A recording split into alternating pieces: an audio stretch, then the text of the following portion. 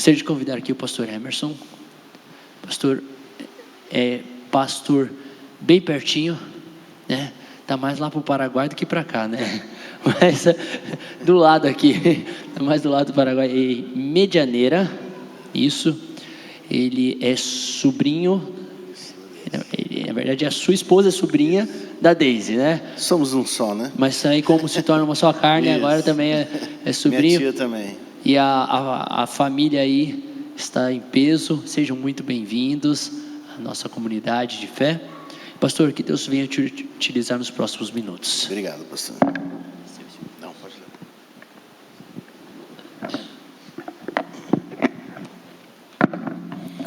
Feliz sábado. Que bom vê-los aqui. Eu tenho um laço muito grande com essa cidade. Eu nasci aqui e vivi até os 35 anos de idade. Estou com 38 agora. Não, estou com 51.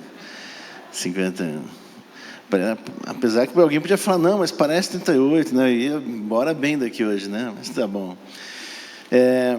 Então, eu tenho tudo que eu conheço. Eu vivi aqui em Pinhais. Conheço todos os becos e todas as ruas aqui de Pinhais. Então, minha vida sempre foi aqui. Fazem 16 anos que eu estou longe daqui. Passei 4 anos na Bahia, fazendo a faculdade lá no antigo IAN, agora é FADBA. E depois de lá meu primeiro chamado foi para Curitiba. Eu fui chamado em julho, logo bem antes dos chamados. Mas o presidente aqui era o pastor Boger. E ele me fez o chamado já em julho. Não queria me perder, mas não deu certo. Em novembro, o pastor Elias Anotelli foi lá na Bahia e falou assim, eu vim aqui só para te buscar. Eu falei, bora então. Se é para isso, se Deus está chamando, a gente vai. E aí eu fui direto para Goiuerê. Duvido que alguém conhece Goiuerê aqui. Olha, sempre tem um miserável que conhece. Olha quanta gente. São vários miseráveis em Tangués.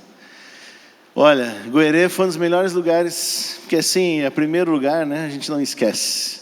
Foi muito bom lá. Lá nós abrimos 4 novas igrejas lá, em 2 anos de trabalho.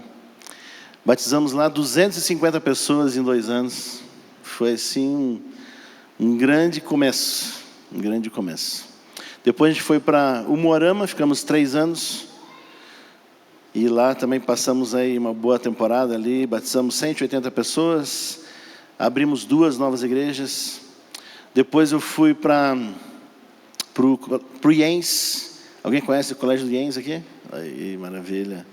Fui pastor lá do IENS por 1 ano. Aí fui chamado para o departamento de desbravadores e aventureiros. Graças a Deus fiquei só 1 ano e 4 meses. Não é para mim. Tá? Eu gosto de estar com as ovelhas. Lá a gente perde o contato com as ovelhas. Só fica atrás de uma mesa fazendo projeto para os outros executar. E eu gosto de ser o executor. Então Deus me tirou. E eu fui aí pastor do distrito da Neva, em Cascavel, por 2 anos. E agora, completa 2 anos que estou em Medianeira. Medianeira também, Deus tem nos usado muito lá. Nós já abrimos 6 igrejas em 2 anos em Medianeira. Tem sido uma grande bênção. Estamos abrindo a 7ª igreja agora lá. Deus tem usado a gente de forma sobrenatural. Se dependesse de mim, não fazia nada disso aí. É que Deus realmente tem um plano, e é para esta igreja. E hoje estou aqui, feliz da vida, falando para a família. Família é o que a gente tem. E todos que professam da mesma fé fazem parte da família. E é muito legal porque onde você for, em qualquer lugar do Brasil ou do mundo, e você for numa comunidade ou numa igreja adventista, você vai ter o mesmo sentimento, que você está em casa. E aqui eu me sinto em casa. Deus seja louvado por isso. Quando a gente tem o mesmo objetivo, a mesma fé, a gente está em casa. A gente está em casa. E hoje eu quero falar um pouquinho com vocês sobre Marcos capítulo 1. Quem tiver a Bíblia aí, pode ser no celular, no tablet, onde você tiver a Bíblia, abra em Marcos capítulo 1. A Bíblia toda, ela foi escrita por causa de Jesus Cristo. Jesus Cristo é o centro da Bíblia. Sem ele não teria motivo de termos a Bíblia. O Antigo Testamento fala sobre um Messias que viria, fala todos os detalhes desse Jesus que veio, e então as profecias vêm no Antigo Testamento. O Novo Testamento vem com a vida de Jesus e tudo que ele fez aqui, e no final do Novo Testamento temos ali também os livros proféticos, principalmente o Apocalipse, onde realmente fecha toda a história do universo com o Apocalipse. O Apocalipse é um livro todo enigmático, com muitos códigos, e ele foi realmente feito desta maneira, para que nem todos pudessem entender. Mas como assim? Deus faz algo para que nem todos possam entender? Exatamente. Se você ler o livro do Apocalipse literalmente, você não vai entender nada. Mas quando você lê à luz de Deus, e você volta buscando o livro de Daniel e outros livros, você consegue entender o livro de Apocalipse. Por isso que a Bíblia não pode ser lida apenas como um livro. Quem tenta ler a Bíblia apenas como um livro literário, você não entende nada, você se aborrece e não gosta da Bíblia. Mas quando você estuda a palavra de Deus, você lê pedindo que Deus te mostre, te ilumine como você deve entender aquelas palavras, aí você consegue amar e entender a palavra de Deus. Livro de Marcos, no capítulo 1, o verso 9 até o verso 13, diz assim: Naqueles dias veio Jesus de Nazaré, da Galiléia, e por João foi batizado no rio Jordão. Logo ao sair da água, viu os céus rasgarem-se e o Espírito descendo como pomba sobre ele. Então foi ouvida uma voz dos céus: Tu és o meu filho amado, em ti me comprazo. E logo o Espírito o impeliu para o deserto, onde permaneceu 40 dias sendo tentado por Satanás. Estava com as feras, mas os anjos o serviam. Primeira parte da leitura, do verso 9 ao verso 11. Aqui está o momento em que Jesus foi batizado. Jesus, ele não precisava ser batizado. Ele não tinha pecados, não teve pecados. Ele nunca pecou. Mas por qual motivo Jesus foi batizado? Para demonstrar realmente como é o jeito de ser batizado. Deus, ele é muito didático. E durante a Bíblia toda ele vem fazendo coisas que para ele não seria necessário, mas para nós, seus filhos, foi muito necessário e é necessário para que a gente possa entender. Por isso o batismo de Jesus, ele teve sentido didático para mim e para você. Para que nós pudéssemos entender que existe apenas um batismo. É o batismo por imersão. Por isso Jesus batizou-se. O batismo por imersão quer dizer que você tem que ser totalmente mergulhado. Tia Deise, você está pronta para morrer hoje? Segundo a Bíblia, você vai morrer hoje. Vocês vão ver aqui o funeral da Deise. Estão preparados para o funeral da Deise? Sim? Família, está tudo certo? A Deise antiga, ela vai falecer aqui na água hoje.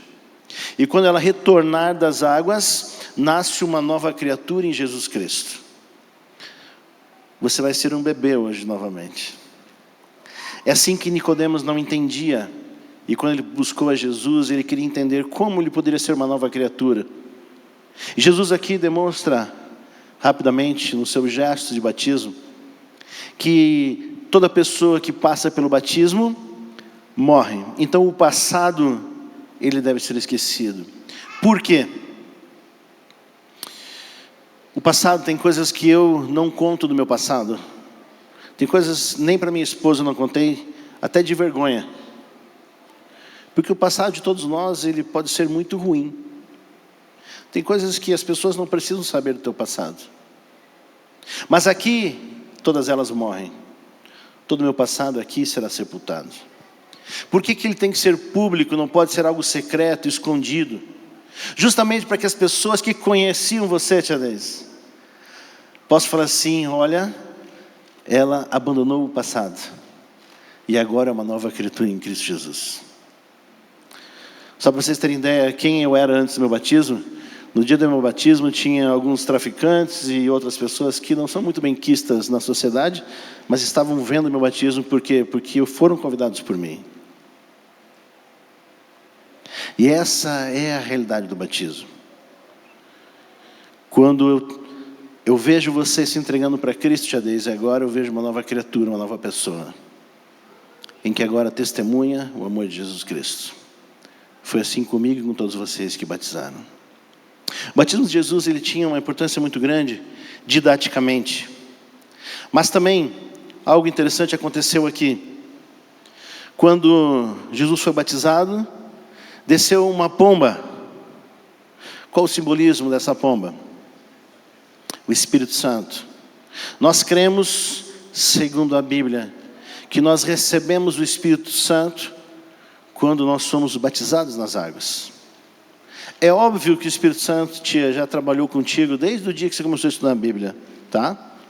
Não quer dizer que você está sem Ele.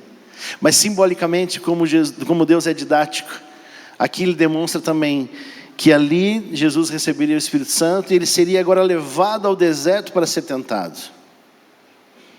Tia, hoje você simbolicamente também vai receber o Espírito Santo de Deus. E Ele vai estar contigo em todos os momentos. Pode ser também que você passe pelo deserto. Muitos de nós passamos. Mas Deus estará com você. E vai estar te protegendo em todos os momentos. Deus, Ele tem um plano para cada um de nós. Você faz parte do plano de Deus. Todos nós fazemos parte do plano de Deus. Deus, Ele busca em todos os seus gestos se mostrar a você para que você o encontre. Mas isso depende muito de você. Deus não obriga ninguém a segui-lo. Muitos de nós, às vezes a gente fala assim, não, mas eu tenho pedido tanto para Deus e Deus não tem mudado o meu filho, a minha filha. Deus respeita o livre-arbítrio de todas as pessoas. Por isso é muito importante você querer. Um dia uma pessoa perguntou assim, pastor, mas será que lá no céu vai ter alguém que entrou por engano? E eu digo para você uma coisa, ninguém vai para o céu por engano. Porque imagine uma pessoa que não quis ir para o céu. Se ela chegar lá, vai ser terrível o céu para essa pessoa. Então Deus não quer ninguém ao seu lado por obrigação, porque senão Ele teria criado todo mundo já com o DNA obrigatoriamente a servir a Deus. E graças a Deus, Deus não fez isso. Deus, Ele tem algo muito interessante para todas as suas criaturas. O livre-arbítrio é algo para todas as suas criaturas. Como nós descobrimos isso? Se você for ao livro de Isaías e Apocalipse, você vai entender que quando Satanás foi expulso do céu, foi por uma escolha que ele fez. E Deus não proibiu e nem matou ele imediatamente. Deus poderia ter matado Satanás e seus anjos imediatamente? Sim.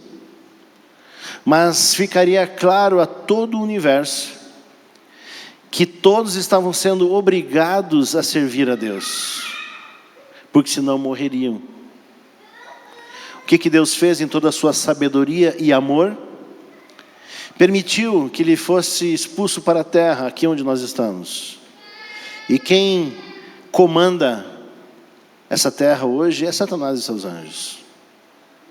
E Deus permitiu isso quando Adão e Eva entregamos o jardim do Éden na mão de Satanás.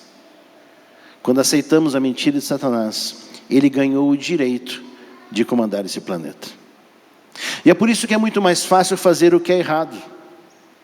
Já viu que as coisas erradas é bem fácil a gente fazer? O que é certo a gente tem que se esforçar, tem que se dedicar, tem que fazer força para conseguir realizar as coisas que são boas.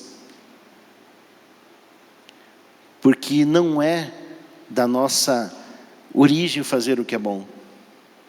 A nossa origem, fomos fecundados no pecado. E vivemos em pecado. Fazer o que é errado é fácil para nós. E é por isso que nós temos que ter uma luta individual, cada um tem a sua luta. E quando você quer estar com Cristo, você decide isso. É neste momento que o Espírito Santo vai te guiar nos teus caminhos.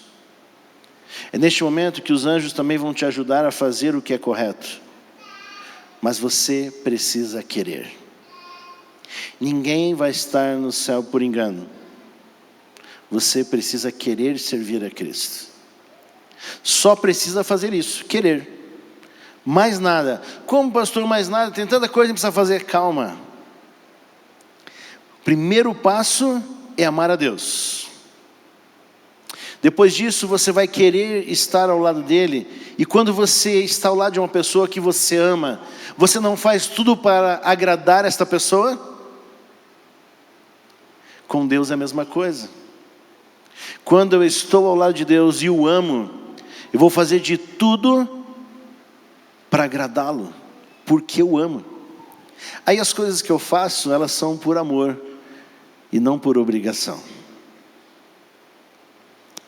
Por isso é muito importante o amor que a gente tem pela família, o amor que a gente tem pelo cônjuge, o amor que a gente tem pelos pais. Nós não temos amor em nós mesmos. Nós precisamos buscar amor em Deus, porque Ele é a fonte de amor. A Bíblia diz que Deus é amor, não é que Ele tem amor. Deus é amor. Todo o amor vem dEle. Então onde eu preciso buscar o meu amor? Na fonte. Quando eu recebo, aí eu consigo espalhar. Aí eu consigo amar ao próximo.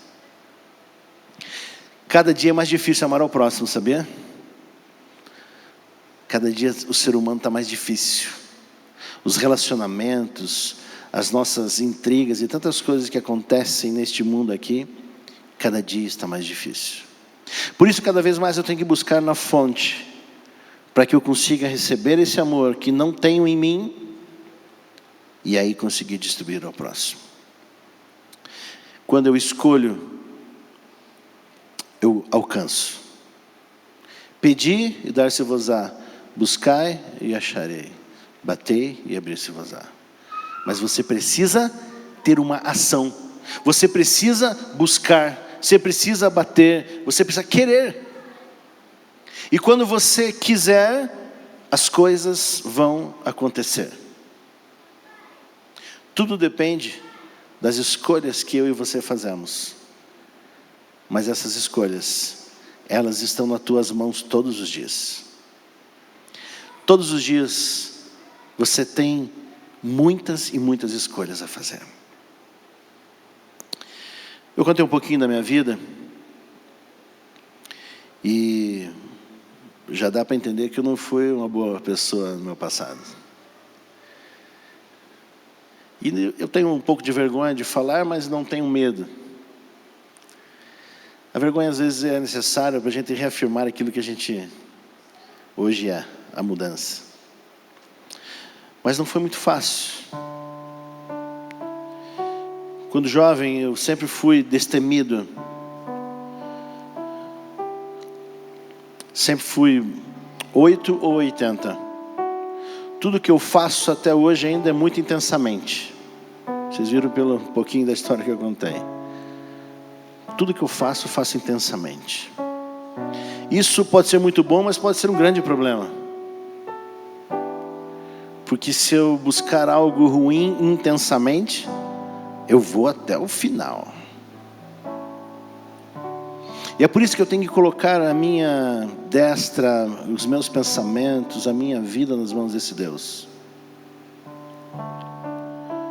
Porque se eu não faço isso, eu já estaria muito longe daqui a muito tempo. Isso é muito importante, você submeter a sua vida. Quando eu entendo que eu sou miserável, eu brinquei com vocês falando alguns miseráveis aqui, todos nós somos miseráveis. Paulo diz assim: miserável homem que sou, eu quero fazer o que é bom e não consigo, quero fazer o que é certo e não consigo. Mas quando eu me coloco nessa condição de miserável, é a melhor condição que um ser humano pode se colocar.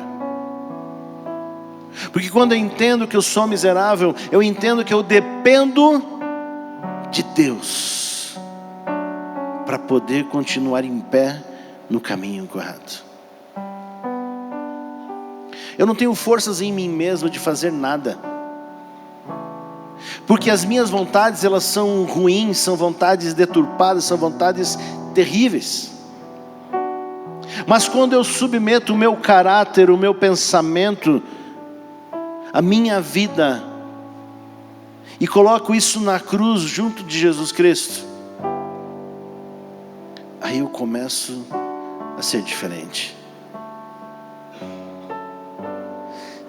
Esta condição de ser dependente de Cristo, dependente desse Deus, é a condição que eu e você precisamos nos colocar hoje.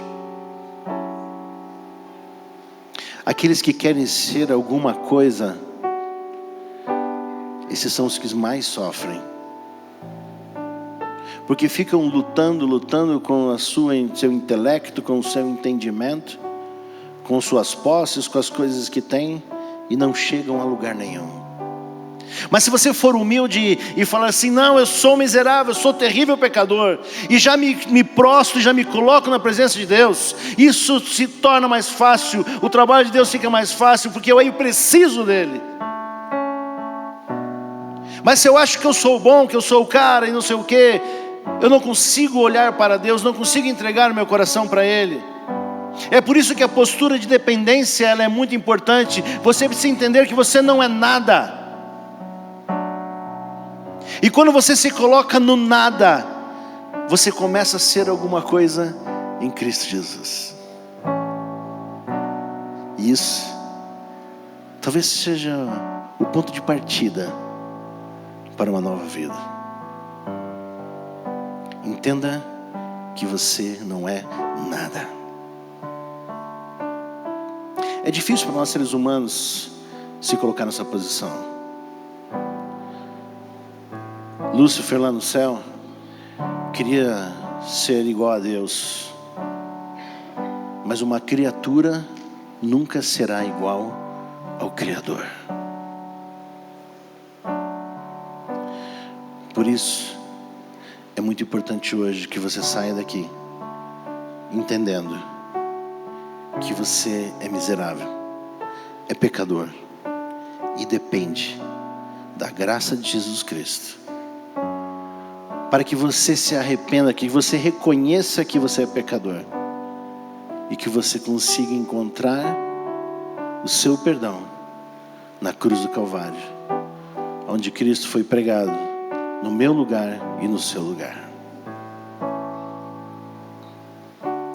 Eu quero que você converse com Deus agora. Eu vou te dar 1 minuto.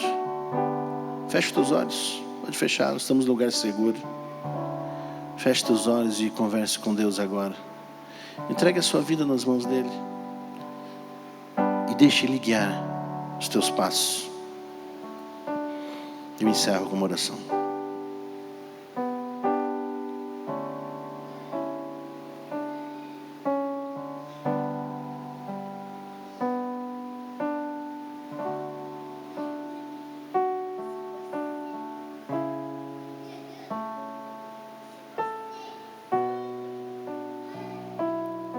Pai querido,